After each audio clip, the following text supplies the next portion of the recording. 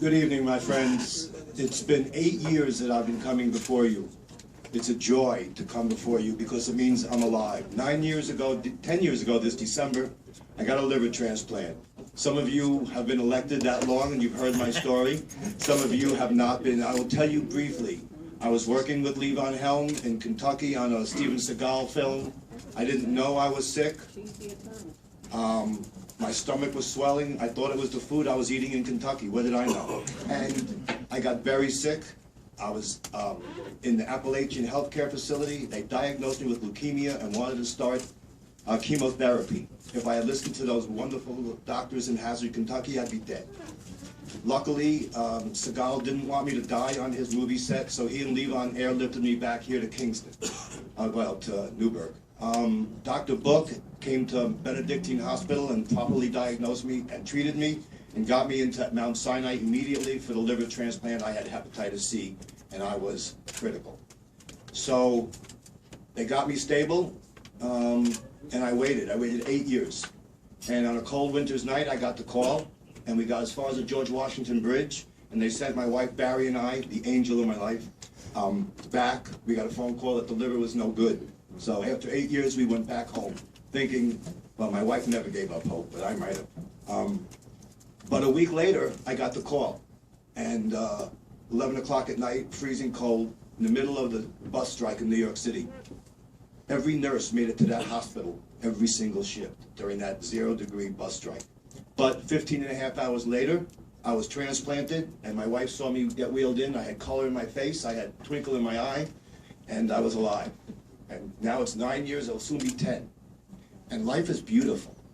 And if you can give the gift of life to other people, remember, when I got my gift of life, it wasn't only my wife that's happy, or me that's happy.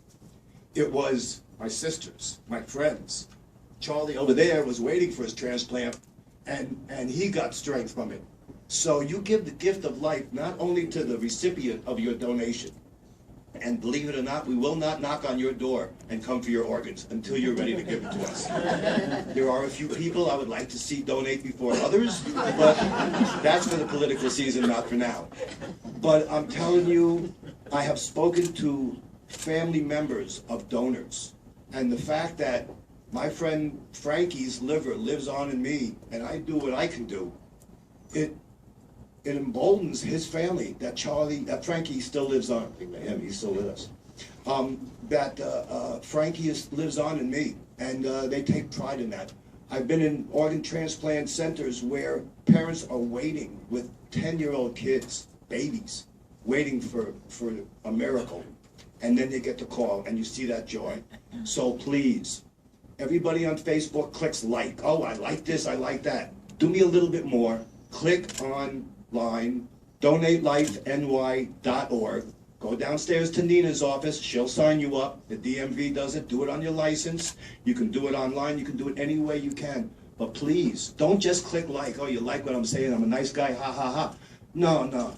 It's important. It saves lives. It gives life. So please, take the cards. Last year, where's Hugh Reynolds? There's Hugh Reynolds. You know Hugh. He doesn't do things easily. But thanks to Ed Diana, who was here last year, Hugh calls me up and says, bring me the card. Of course, I paid for the postage, but, well, we got Hugh's organs. So, please. I brought tonight my friend Charlie Lyonhart. Charles is a local singer, songwriter, musician from Woodstock, liver recipient, Bronx boy originally. There are so many musicians. Maybe it's our generation, I don't know. But some died. My friend Richie Haywood, Little Feat, he's gone.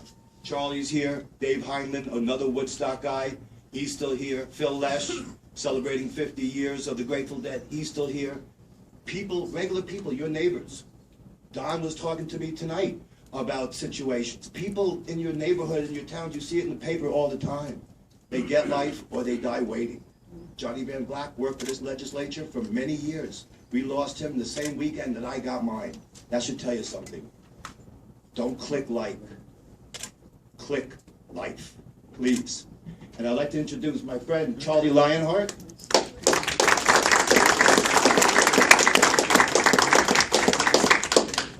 He's a musician, so I'll give him a benefit of the doubt. Yeah, without a guitar, I'm not that good, but The first thing I'd like to do is thank Butch. I think we should all give Butch a round of applause. Nobody knows the work that he does for organ donation and everything. I mean, the guy is like amazing how much community service he does and how good he is to friends, so I just want to say thank you. When I was sick 10 years ago and a doctor told me I needed a liver transplant, I looked at him like he had 8 heads. I never heard of liver transplant. And a mutual friend of ours put me in touch with Butch, who was waiting 7 years. And I was very apprehensive about it because I know most of you sitting here, it's hard to fathom getting an organ inside. I mean, I started to think like this is like Frankenstein, man, you know? But when the doctor laid it out for me, if I didn't get a liver, I would be dead in 3 months, I started to think seriously about it. And Butch, even then, was so supportive. We would email each other every day, keeping each other aware of our situation. And the irony is he waited 7 years. I waited 3 months because that's how sick I was. They found the cancer really quickly. And I also signed up in New Jersey because I was part-time living in New Jersey, which brings me to the one thing I wanted to say. I can't believe that in New York State, and I love this state, I love this country, 22% of the people in this state are signed up, and the average for the country is 47%. I mean, we're supposed to be the hippest state in the nation, so, you know, you never think it's going to happen to you, but it could. You just don't know. I would think anybody that has an organ and has had it donated to them, if they asked them 10 years ago, they wouldn't think they needed one. It could be you. It could be you next. So, you know, I would urge everybody to sign up. It has nothing to do with any religion. Every religion looks well upon it. In the last 10 years, I've watched my daughter become a sergeant in the United States Army. She's done 3 tours of Iraq. I've watched, thank you. I've watched my son work for the NYPD, and he's down there in New York. And I have 2 grandchildren. One was just born April 3rd of this year. So none of that would have been possible had I not gotten the organ. And I'm here, you know. What can I tell you? Life is not easy for any of us these days. All you got to do is put on CNN for a half an hour, and, you know, you're ready to blow your brains out. But in any event, yeah, it's really getting bad. But we can make it better. Everybody can make it better. Really think about it. You know, I mean, everybody will go home and put on TV or whatever. Think about it. Because the life you save today could be your life or somebody close to you tomorrow. Thank you very much.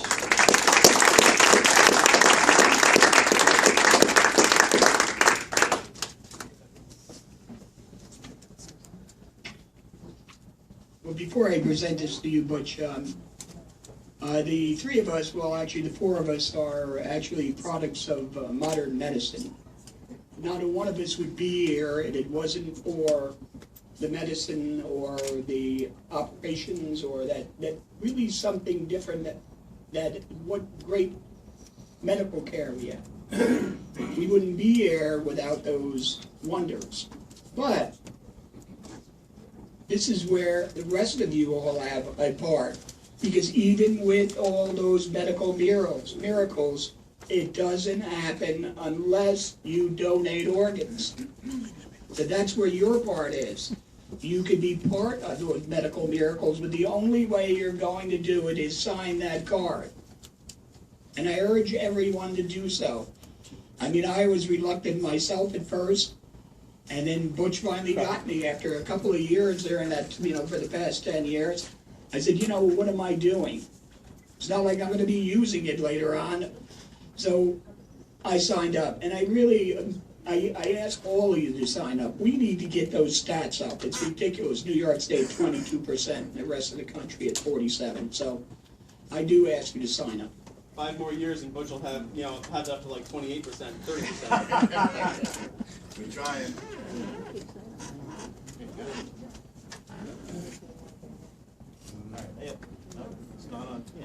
Yeah, I want to personally thank you as well, and thank you on behalf of the Public Health Committee. You know, life is a gift. And to be able to afford that gift to other people, I think is probably the kindest thing that we could do, you know, for one another. And I appreciate all the work that you do to promote awareness.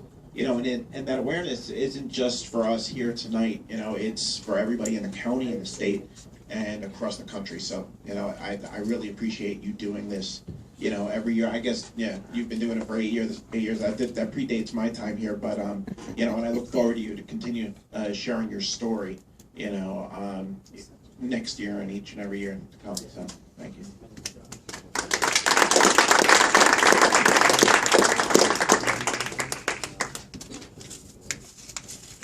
All right, we have this proclamation from the Ulster County Legislature for Ulster County Awareness Month, and it's for you, Butch, and your constant efforts to push this agenda. And I know personally, I know that you got you, Reynolds, you got me, you probably got a number of other people that are not saying anything.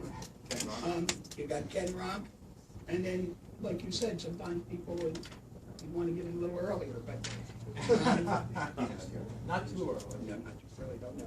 But anyway, I want to present you with this proclamation. I'm not going to read the entire proclamation, but thank you, Butch. Well, thank you. Thank you, Craig.